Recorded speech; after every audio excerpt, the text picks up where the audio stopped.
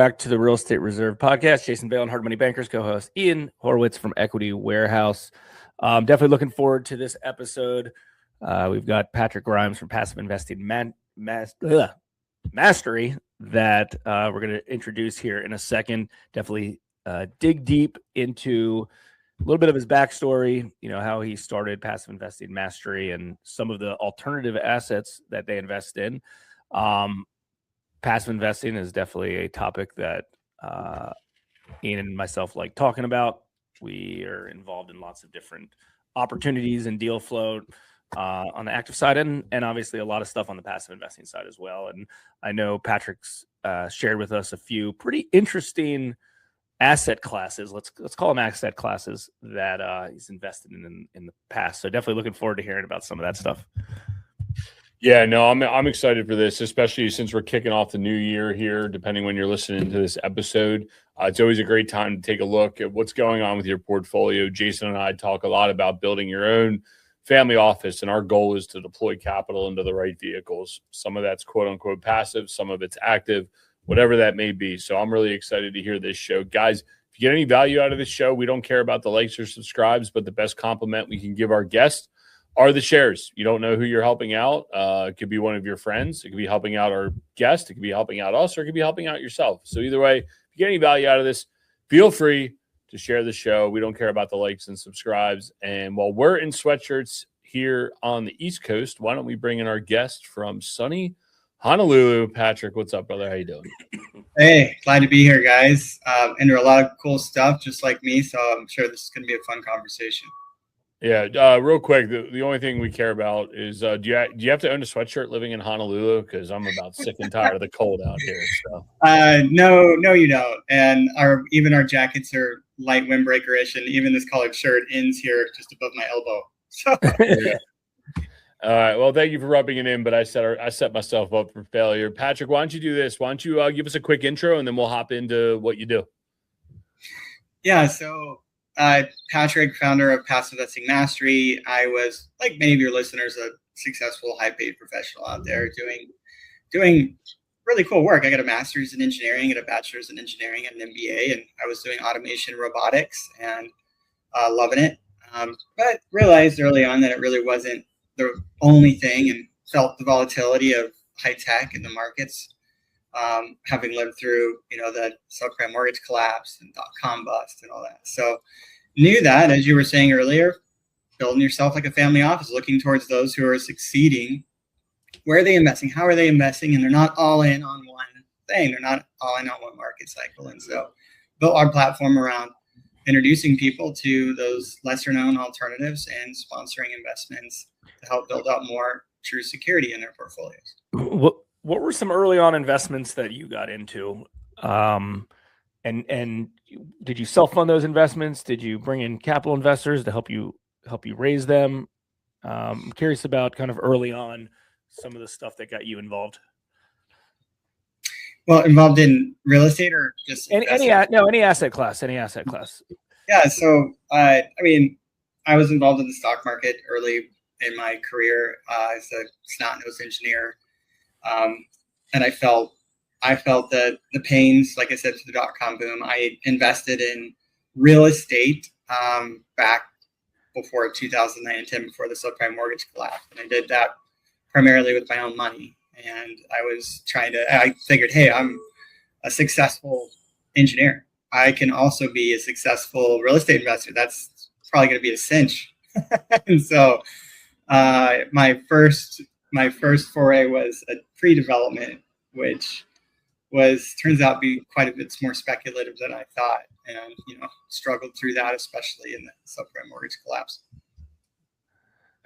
Yeah, no, I think that's a pretty standard trajectory that people take to get into investing. Why? Because Wall Street is like the biggest institution that's out there, and they are like, oh, well, take your money. You're working, whether you're in a high-paying job or a low-paying job, you got to put money in your 401k or your deferred comp or whatever plan you got set up, right? Like that's where everybody steps in to investing. Now you highlighted some bumps and bruises you had there in a little bit of a time period, from the .com bubble. I guess that was 99, 01, somewhere in there. Then you talk about 08, you got kind of beat up again there. What, like, do you think it was just being a young entrepreneur, thinking that you knew it? Like, if you look back on it today, like, what telltale signs would you say, okay, if I saw this again, how can I learn from that? Yeah, so I didn't quite understand leverage back then, right? Everybody's saying is invest as much as you can, as soon as you can. Real estate will never go down. I was a little bit naive. I didn't zoom out far enough into looking at stability of markets, volatility of markets, specifically in real estate, and that it's on a cycle, 10, 15-year cycle, and I just happened to hit the wrong side of that. And had I been a bit smarter, I probably would have diversified sooner. I didn't quite understand cash flow. It wasn't until later on that I really got introduced to the Purple Book cash flow quadrant. And then, subsequent to that, I started buying things that are existing assets, less speculative, that can support themselves, stand themselves, up. And most importantly, looking to diversify, not trying to put all your eggs in one basket, especially in one market, which was, ultimately my goal. And it's become a bit of a life mission for me at this point, is constantly working towards that true financial security, not just independence because I'm cash flowing in a property or two or even a dozen, but security because I'm cash flowing from a dozen different, completely fundamentally different asset classes. Makes sense. And, one thing that I hear and I see all the time is, when's the right time to get into passive investments compared to, because you need, a lot of times you need your own cash in order to get passive investments. And I might be slightly wrong with that on some instances, but a lot of folks, they have active, a lot of real estate investors, we know they have active investments and they make money. They wholesale properties, they flip houses, they own rental properties, and all of that stuff's hard work, and they make good cash flow in general. But they're scared to take chips off the table and put it into like a passive investment, what I would call a passive investment, where it's like, hey, take $100,000, put it here, through a syndication or through a promissory note or through something, even a stock pick, whatever it is, and have that money working for you. Like, when do you think is kind of the good time to do that compared to more active / leverage types of assets, right? Because it's like, well, if I have $100,000, why would I just put it over into this asset that spits me out $1,000 a month when I could take that $100,000 and I could actively flip 4 houses and put $25,000 in each and get a loan to do the rest? I can turn that $100,000 into another $100,000 in a year. I can't do that in a passive investment. Like, what are your opinions or advice for someone, that's in that situation? Well, it's really tough out there because, just like I was, really successful in engineering, I thought, hey, I can be the master of other things too. And it's hard to give away control of your funds to somebody else and say, hey, can you help invest this? And sort of ego admit, like, hey, I think that you potentially have better experience than me and can contribute in a more efficient way to this. And so it's like there's a challenge of learning to trust and learning to partner. A lot of people just never have the ability in their investing world to learn. On the contrary, they passively invest their 401k all the time because it's de facto okay to give it to a financial planner, and they're not involved in any decisions or have no knowledge about what's going on behind the scenes in any of those fundamental companies. And they've learned to partner through going to college, doing group assignments, and then going to work where you're cross-functionally working with, you're required to cross-functionally work with a bunch of professionals because you joined a company because it's important to have a large team of diversified talents and personalities, very good at what they do, to have an efficiently operating business. And so the challenge people come is like, what day do you start looking at your investment portfolio like what it is? It's a business. It's the productive funds for the purpose of growth and stability. And so if you think about your investment portfolio the same way that you think about just your daily job, how you operate, you collaborate, you'll be drawn towards learning to partner, learning to collaborate, learning to work with others, which ultimately results in some passive way. And there's really three reasons, and I don't want to talk for too long, but there's really three reasons why it ultimately results in becoming passive.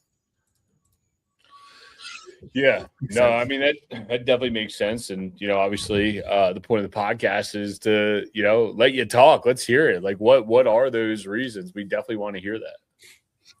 Well, so I think the first thing that commonly happens, and I've tripped up on all these, so is people get caught in the guru trap, right? Or they just like, hey, look, I'm gonna sign up for this guru, and it's gonna be in this one thing, and pay some fee and promise of financial security, and they end up in, if they are one of even the high ticket $20,000-$40,000 programs, 95% of those people wash out.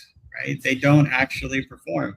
It's because it's a personality, or it's just a sham, kind of. And so those guru programs don't necessarily produce. But even if you are one of the very few that succeed, you end up highly indexed and overallocated, doing it in all yourself in one asset class. And so I call the second thing is the DIY trap. So even if you fight through and you're one of the few that has an entrepreneurial mindset, that could be a professional in one area and also succeed at another, and you get through and you're like that 5%, now you're all in, maybe like I was, high tech, and then just real estate. But what happens? Real estate goes for a ride, high tech goes for a ride, right? Now you don't have security. You have maybe independence from your lawyer, your doctor, whatever it is, your day job, but you don't have security because this thing you're all in on, it rides a cyclic market too. And so that DIY trap, like I have to be in control, never gets you there true financial security with a quality of life. And so just like I found myself prior trying to grow my portfolio, moonlighting it at night and working by day as an engineer, I traded time away from my family, friends, and hobbies. And so the only way to build true resilience, the only way to build true security is to become invested and exposed to lots of different industries, ones that don't have the same underlying correlated market drivers. And so what are those? I mean, sure, stock market's one and real estate's one. Well, what about energy? What about medical? What about the legal industry? What about CPA firms or plumbers? Or these are markets, these are industries that fundamentally aren't driven together, that the underlying fundamentals don't rise and fall. So the third thing is you have to partner. Nobody can be a master of all these. Nobody can spend 10 lifetimes becoming a master in 10 completely fundamentally different industries without learning to partner. The only path to security is through some aspect of passive investing. Yeah. No, I mean, it's hard to know how to do everything. And even if you know how to do everything, you don't have the time in the day to be able to invest in every asset. You need that. And maybe that goes back to the question earlier related to like, that's the leverage. It's not necessarily leveraging money, you're leveraging people to help you do these other deals. So even if it's an active type of business where it's not active for you, you're just using leverage of having other people run that, which helps you make a return. All right, so I got to know what litigation funding investments means. Like, let's talk about that type of. Is that an asset class? Is that the way to state it? Like, what type of investment is that? Yeah, it's an asset class. I mean, and so I mean, we do litigation funding, but back up, just what is litigation funding overall? It's when a third party comes in and supports somebody going through litigation. It could be that person that's defending themselves from a lawsuit, or it could be that plaintiff, somebody made a complaint or claimant, somebody's saying they're owed a claim against the defendant. And somebody's that third party that steps in and says, hey, I'll help fund you. That's litigation finance. And it's when those two can agree on something.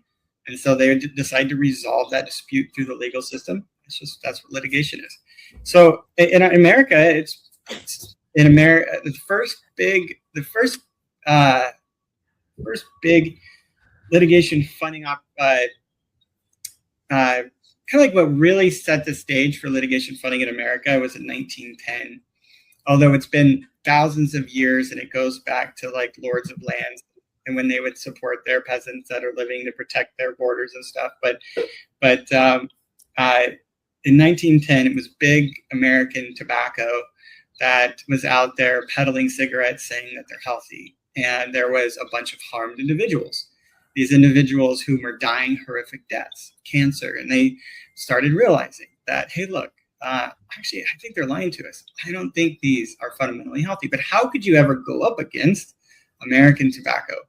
Well, it took third-party funders to step in and say, look, I think these harmed individuals that otherwise wouldn't have access to justice here have the right case. And I think we should hold this evil organization accountable and responsible. And so they stepped in and funded these plaintiffs, these people that are saying, making a complaint, stating a claim that they were wronged, and settled in billions of dollars and started making change, true change towards making our country a safer place. Similar cases like that today are the ones that we're involved in. We just won a big one, sexual assault case with the LA Juvenile Detention Center, where they abused thousands of individuals over decades and didn't take the necessary steps to protect our youth. There was a $2 billion settlement, or $4 billion settlement that just was announced last year. Camp Lejeune, our country didn't protect our soldiers, so they're Marine at a Marine base in Camp Lejeune, and they drank contaminated water for like 17 years. And now they're civilians, their families, military veterans are dying of these horrific diseases. So there's an attorney where we're funding an attorney who's representing 2,000 of these guys, and they're all looking at getting somewhere between $100,000 and $400,000+ settlements to help ease the pain of this lifelong terminal illness that they got through drinking contaminated water that they were drinking with full knowledge of the DOJ. So there's a lot of cases like that out there where people just need somebody to step in. And in our case, we're looking to provide access to justice through enabling attorneys to work under contingency, which means they'll defer until their fee until they win the case. And we'll invest in those attorneys, allowing them to be able to operate for free until settlement, not pro bono, but free until settlement. Just like we do with real estate operators. We help real estate operators acquire properties and improve properties, and we take a lien out. We help attorneys acquire clients and operating expenses to work for those clients to get to a settlement, and we take a lien out against them. Yeah, it makes sense to me. I'm not gonna lie. You're talking, and I'm going through your deck over here at the same time. You know, we have a group of lawyers who invest with us, and they do something similar, but they're actually the attorneys. They do the securities type stuff. And if I'm reading some of your deck correctly, that you guys are basically funding the attorneys to be able to reach out to the class action type lawsuits, and then you guys are getting proceeds of their settlement that they're getting for taking on the case contingent, right? Like, I guess that's kind of how it works. Yeah. With the little, in our specific case, we're not doing class action. We're doing single event or mass tort. It's a little bit different, but absolutely. I think class action, maybe people have been involved and they got like $50, $80. There's nobody's, the mass torts really produce meaningful change and meaningful results. And those tend to result in hundreds of thousands of dollars in settlements to the claimant. But everything else you said, yeah, that's right. And do you, when you guys are doing this, are you creating some sort of fund or syndication where in essence you're raising capital from investors that want to potentially invest in these class action lawsuits or however it's set up? Yeah, just like we have a diversified pool of capital that we raise for originating loans in real estate, or diversified capital where we purchase commercial real estate. We have a fund where we raise capital it's called the Diversified Litigation Portfolio, where we originate many different investments with thousands of individual cases. And it's collateralized by the law firm, and I'm trying to think what it's collateralized by. I guess it's a guarantee of the law firm and whatever assets they have. Yeah. So just like in a real estate deal where you put together a financing agreement and there's a personal guarantee and there's a piece of property that you put a lien against, and the attorneys that have been around for a long time have a lot of skin in the game.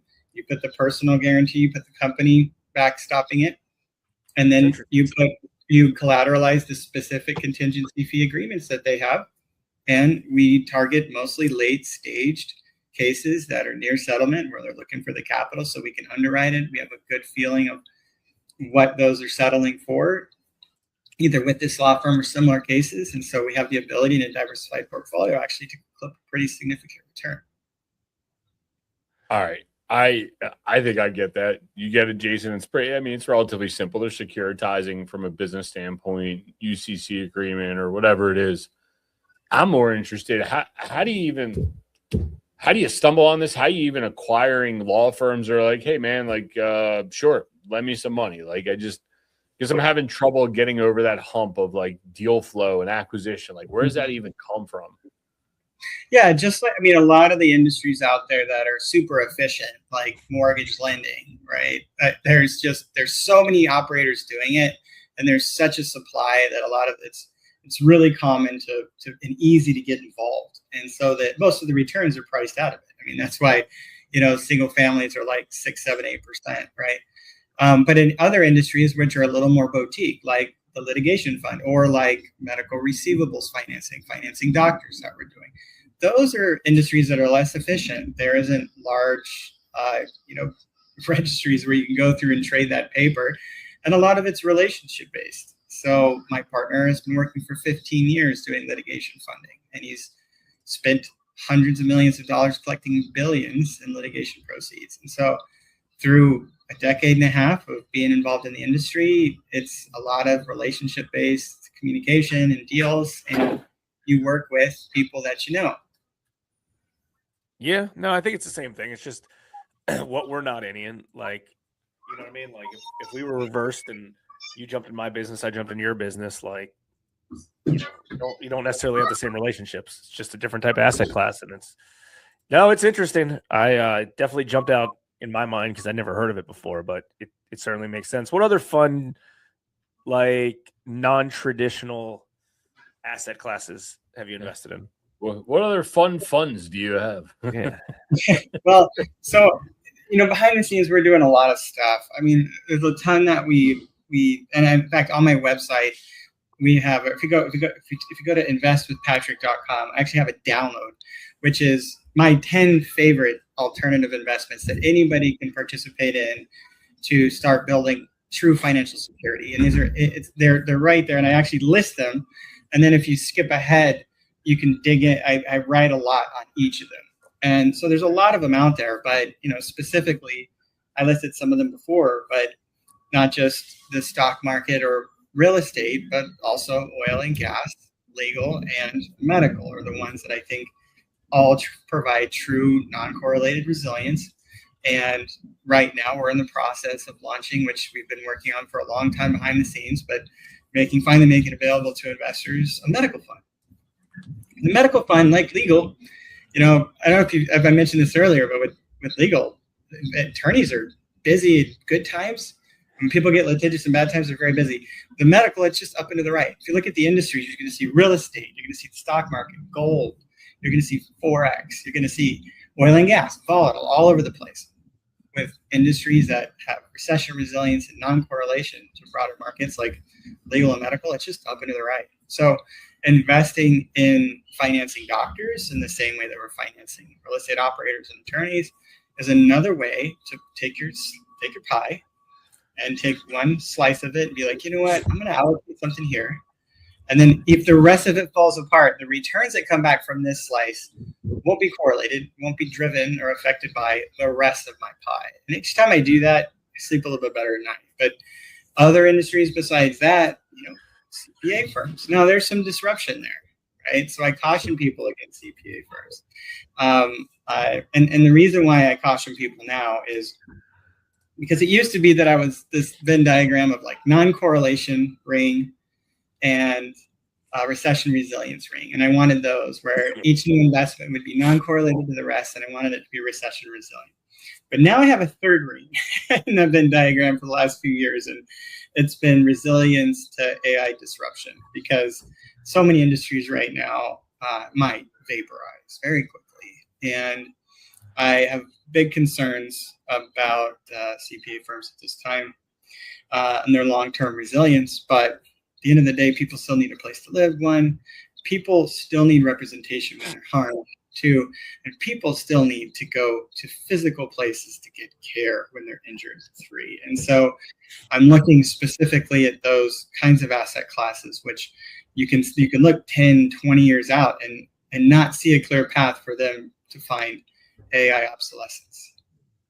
Yeah, I mean, as a robotics engineer, I would assume that you are cognizant of what AI is going to do. And I would think number 4, and this is a selfish question for Jason and I, and Jason doesn't even know what's about to come. But since we're both big fans of Landman, and I watch all the shows, and you talked about oil and gas, and then you got all the stuff when we're recording this. I think we just seized another ship, a Russian ghost ship of oil. I don't really understand all of it. But if you believe some of the stuff you see in Landman, that it might be true, that everything runs on oil and we need it out of the ground.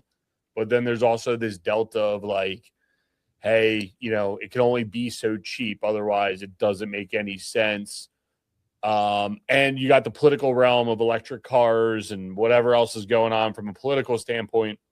What's your bullishness or non-bullishness in oil and gas? Because now that I watch Landman, every Facebook ad that I open is you need to invest in oil. You need to invest in oil. And I'm like, well, it show's pretty cool. I got to do it. Like, sign me up, And I'm like, oh, never mind, because I know it's the riskiest business. But Jerry Jones owns the Cowboys because of it, right? There's a lot of rich people because of it. So I'm just kind of interested in your opinion on oil and gas. And I do see it's one of your safe picks. Well, I don't want to say safe picks. In fact, I address like if you're talking about in my actually, I address the range of risk profiles from ones that are producing rights on royalties all the way through to wildcatting and somewhere in between, working interests on proven developed sites, and I even go as far as to say you have to have the stomach for it, because my family is, we're pretty intimately aware. My grandpa's dad had oil fields, and it's not substantial, and it's not huge, but basically my parents or my grandparents, and then I've been collecting oil royalties, and we've seen it just go up over time, and we've seen it vaporize, and we've seen it go up over time, and now my mom is still collecting these, and she just went up recently. So she's actually, and so it is a volatile industry. And I address that if you look at the charts in our decks, you're going to see oil and gas go up and down. But the point is those ups are not correlated. They're not timed with the other downs. And so the idea is that you net have win. If you place bets in your portfolio on different market cycles, you'll net be ahead. It's not a common or change, but to more address I haven't seen it. I'll have to look that up. We don't really watch TV in our household. However, I don't either, but Jason convinced me to watch it, and it's worth your time investment. I promise you. Yeah, I'll take a look at it, especially if I'm getting asked about it on podcasts now. I got to be relevant and answer questions. But whether or not you like oil and gas or you believe it's necessary, this country is in an extraordinary energy crunch right now, and I think it was like 2.5% of the country's GDP is just in development of AI data centers. So if you literally subtract out the GDP contributed towards building AI data centers, and then you also subtract out the growth of GDP through government spending, we're like sub 1% GDP. So the majority of the country is actually propped up on the development of AI data centers. Right. And just a couple of days ago, AMD said they're on like a Yoda flop. Like, when I was a kid and an engineer, it's not going to make any sense to you, but the amount of the advancements are like this, but also the extraordinary amount of energy required to run and cool those data centers is a major crisis. We had a crisis in it before in energy. Now we have, we're talking about quadrupling the needs in a short number of years of energy in this country, and there's no real clear path. There's a bunch of scrambling to do so, and there is a ton of of disruptive technologies coming out, which I believe in and are going to work, but take time to adopt. At the same time, AI could wipe out CPA firms in the next 2 to 3 or 5 years. If you look at the consultants that have large consultants company have stopped hiring junior CPAs, right? If you look at, the numbers, but with energy, how many years are we out from obsolescence of oil and gas, and do we see the energy growing or declining at an exponential scale? I don't see oil and gas going away at all in the next 20, 30 years. There's too much infrastructure and industry built around it right now. It's going to be a generational gap necessary to actually make a dent. And if you're looking for the next, 5 to 10 years for an allocation, I don't think you're going to have any trouble finding a place in oil and gas. Now, it doesn't mean it won't necessarily perform all that time, because there's some volatility to it, right? But it does mean you're probably going to have an allocation that, while it may go up and down, it's not going to go up and down at the same time the rest of your portfolio. Yeah, and I think this is from your investment, your recommended investments, and you were talking about profiling oil and gas. I think I'm reading this right in real time, or this is mineral rights, but it's similar type stuff, right? Where you're talking about, the risk moderation of oil and gas, correct? Yeah. So if you're doing producing mineral rights, it's really low, but you're only going to clip, 8 to 10, maybe 12% returns in good years and some on the aggregate. But if you're doing, I didn't even list exploration on here because I don't think people should invest in that. And that's what most people think about, right? Wildcatting. And they think about, we don't do, in every industry, there's people out angel investing, venture investing, or wildcatting in oil and gas, or speculating in pre-development like I did in real estate, right? And then in every industry on the other end of the spectrum, there are people investing in producing existing assets. And so you can, in either side, in any industry, in our legal industry, we're at late stage lawsuits, right?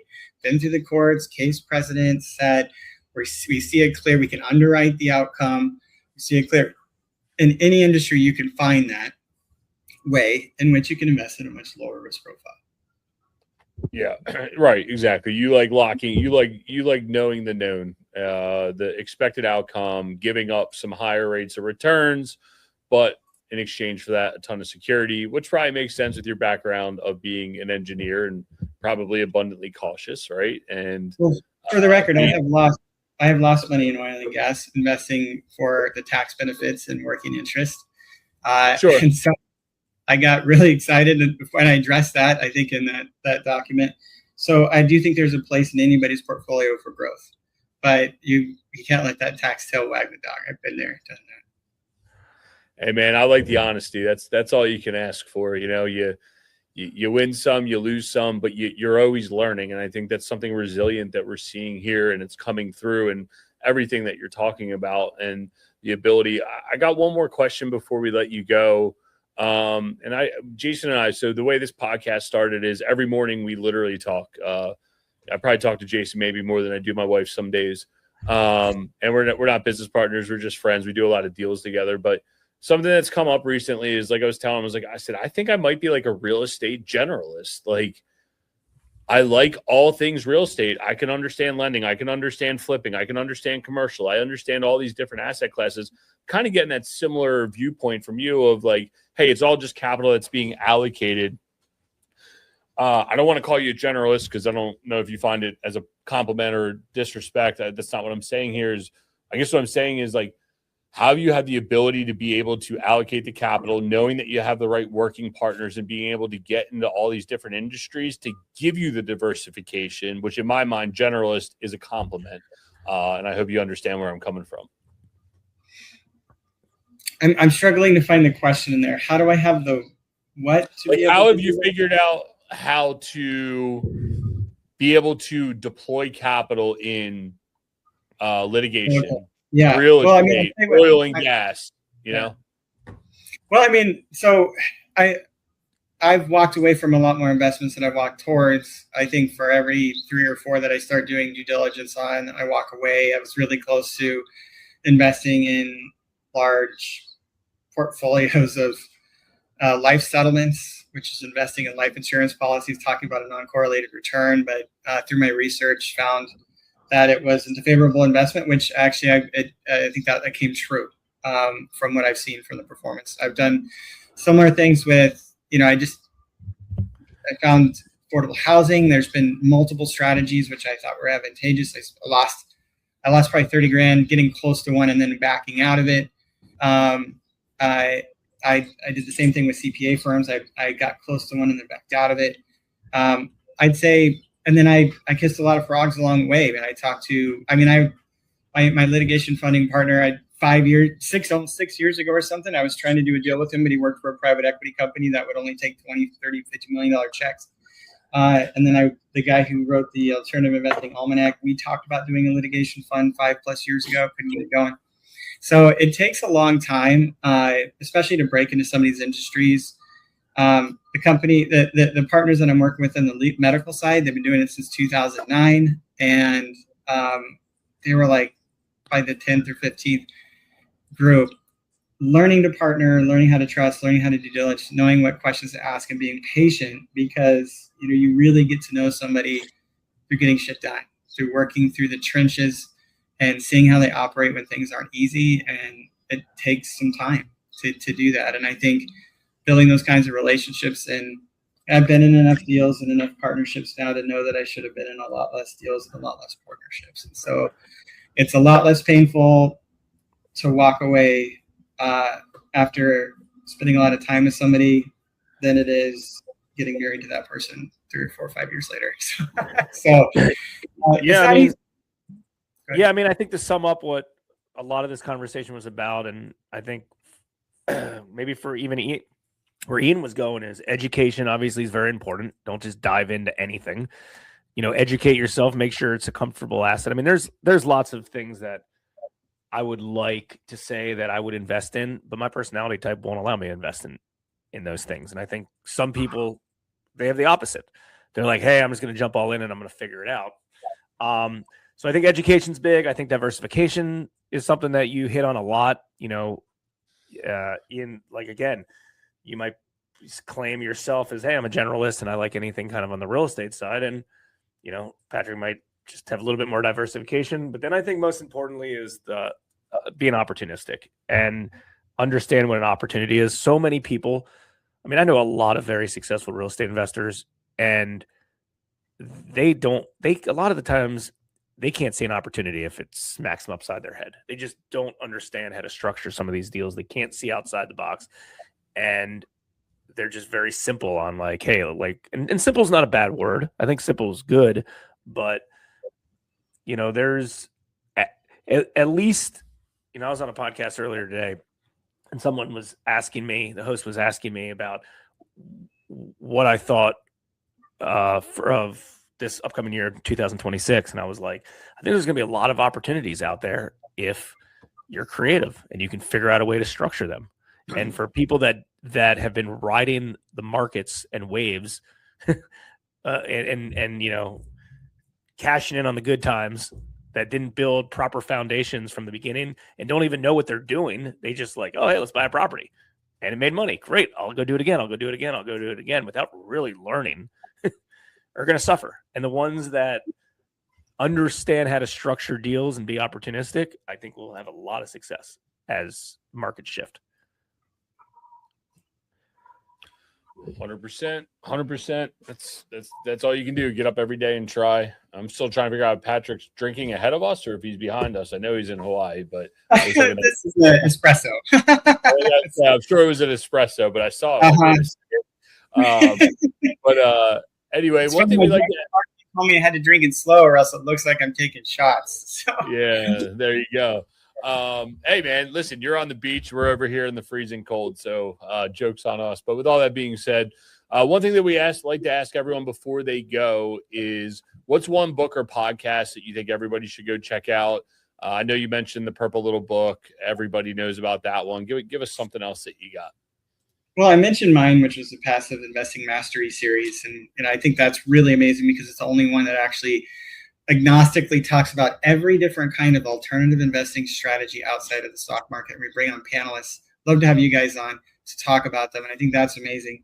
But, just being vulnerable here for a minute, I've seen so much just because there's been so much pain and suffrage in the investing space with post-COVID delinquencies and interest rates. There's so much pain and anguish going on that there's been so much divorce surrounding me. I've really been investing a lot in mental health. And I've seen so many of my friends go through divorce recently, especially in the real estate space. I actually started reading this book called The Bulletproof Husband, and it's been really fascinating to me to go through it. And I think it's just a really interesting book for those out there. And because I run every morning on the beach here, and I'm listening to podcasts and educational books and stuff. And to take time out now to invest in my family. I've got my 3-year-old here. I got my wife, and just to invest in being a better person at home. I think that's just so cool. I think it's been really neat, and I recommend that in the new year. Yep. We'll get that down in the show notes along with all your other links, which we'll give you here in a second to tell everybody. But I do agree, half the battle is not only producing income, but the reason we all do this is probably for time freedom and the ability to be with our kids. So that is a true definition of wealth. So we respect that there. Patrick, where's the best place people can find you on the internet? I've already downloaded a few of your documents while we've been on here, and just in my quick glances, they're very, very informative, especially one of the pitch decks about like litigation and stuff. It's been just interesting to see all the different cases. Where can people find that on the internet? PassiveInvestingMastery.com, all spelled out, PassiveInvestingMastery.com. And if you go to PassiveInvestingMastery.com, at the book, at the top, you're going to see our open investments, where you can learn about our current. Below that, you're going to see our Alternative Investing Mastery series, where we talk about Blue Ocean Approach. I host a panel every couple of weeks. We have over 50 different kinds of alternative investing strategies we dig into with experts in each of those respective fields. Highly recommend registering for that. And if anybody's interested, I have a book. I love talking to people. It's one of the things now that I'm full-time in investments now for quite some time. I love talking wherever you're at. Happy to have a meeting with you. There's a calendar invite, a calendar right on my website. I always leave time. Didn't have any in December, but I always leave time here in the new year and through to meet with investors wherever you're at. If we're not the right step for you, if we're not the right company to invest with, and we have a large catalog of others because we host a panel that presents on all of them. But if you would like, actually give away a book, PassiveInvestingMastery.com/book, PassiveInvestingMastery.com/book, and we sign them and send them out. And it talks with lessons from thought leaders, and I tell my whole story from high tech to losing it all to single family apartments, energy to legal to private credit, commercial, all the stuff that I'm doing. And what we're doing in the future here. And it's just, if it helps inspire somebody along that same path, then, definitely love to share that. Right on. We'll get that in the show notes, guys. Make sure you go and check that out. Patrick's just getting his day started all the way out there on the West Coast. So we're going to let him get out of here. But this was super informative, guys. If you got any value out of this show, and I know I did, give it a share. Liking and subscribing our page doesn't do anything, but giving a share helps out Patrick. He helped us out, and you can see that he's not a guru. I love the fact that he called out, don't invest with them. So that's super exciting. So you hit all the key metrics we like. And guys, we will catch you on the next one. Thanks for having me. Thanks for tuning in to the Real Estate Reserve podcast. Do us a favor and like, comment, and share our broadcast.